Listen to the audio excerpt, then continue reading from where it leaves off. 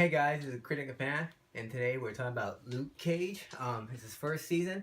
Originally he was in Jessica Jones, but now he gets his own series, and gotta say it's actually really good.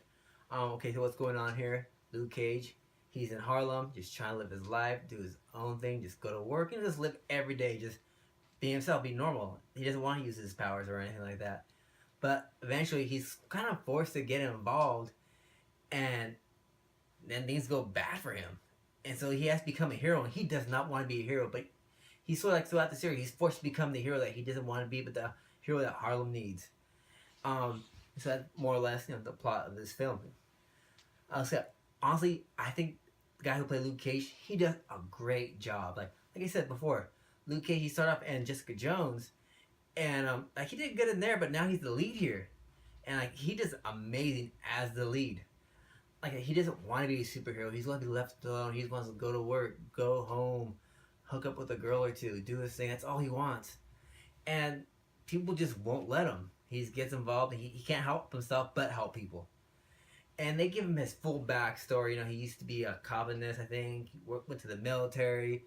Then they do this whole, he got incarcerated and got the experiment done on him. And that part was all really amazing.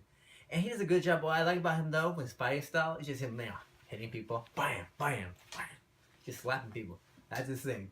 And, at first I was a little worried because, he's really strong. What's anyone going to do to him? But don't worry about that. They do a good job of, setting things up so he has challenges throughout the whole series. And, of course, there's some other good guys with him. Misty Knight. She's from the comics. In the comics, she had a robotic arm, but they don't do that here. She's a good supporting actress. And also Claire. She's from Daredevil and Jessica Jones. She appeared on Jessica Jones. And she shows up in here and she does great as usual. She's an amazing actress, the girl playing her. And what I really like about this series are the villains in this. They are so good. Stokes, I believe his name is. His name Cottonmouth in the comics. And they call him that in here, but he hates it. He hates being called Cottonmouth. And I think that's kind of funny. But he's a pretty good, cool guy, cool bad guy. And you like him as the bad guy. But also he's a bad guy, so you also hate him too. You know what I mean? And then his cousin, Mariah, they call her Black Mariah. I believe she's a congresswoman in this. And she is honestly, she is dangerous. That woman is dangerous. She has power.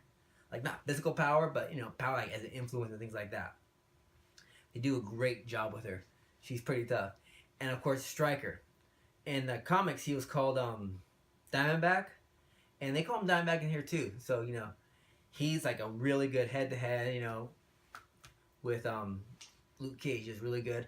My favorite villain, and he's not the main villain though, he's a side villain kind of, is Shades. I really like Shades in this. He's a cool dude. He wears sunglasses the whole time. He manipulates other people to do his bidding. He's he'll get his hands there if he has to, but he'd rather not. He'd rather just sit back and let someone else take care of it. He's a cool guy, I thought. He was really, I said, they're really good bad guys, and Marvel does really good on Netflix when it comes to bad guys. Not so much with the films and stuff, but here, they do an amazing job. They give them backstory, they build them. They do really good with them. And also one thing I really like was how they connected to the Marvel, cinematic universe, to the Netflix series, to the movies. Of course, the reference to the first Avenger movie, Iron Man 2 with Hammer Tech. They do that's all really cool, and they do that. And also there's some appearances from characters from, I believe, Daredevil. I believe he was in Daredevil. He shows up in here. And it was cool seeing him in it, so knowing that they're all connected. And of course, names get dropped like crazy. They mention everybody from, and so I thought that was really cool too. I think one thing that sets this thing apart from the other Netflix series, though, is the music. They use music completely different than they have used in other TV shows. It kind of drives the story and builds character development. And the way they use it, it's just different. You gotta see it to understand what I'm talking about.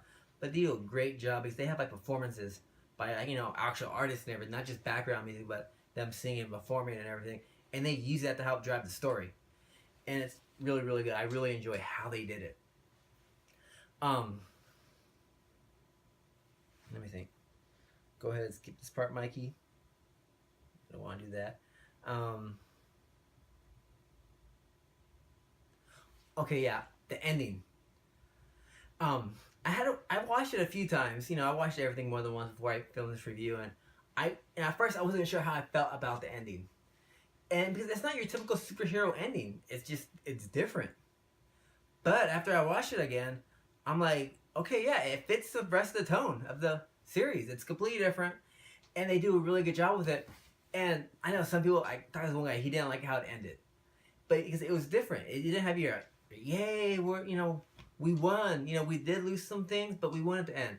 It didn't have that kind of feeling, and I really liked it. Like I said, this series is completely set apart from the rest of them. Like as far as tone and style and everything, but it's perfectly in.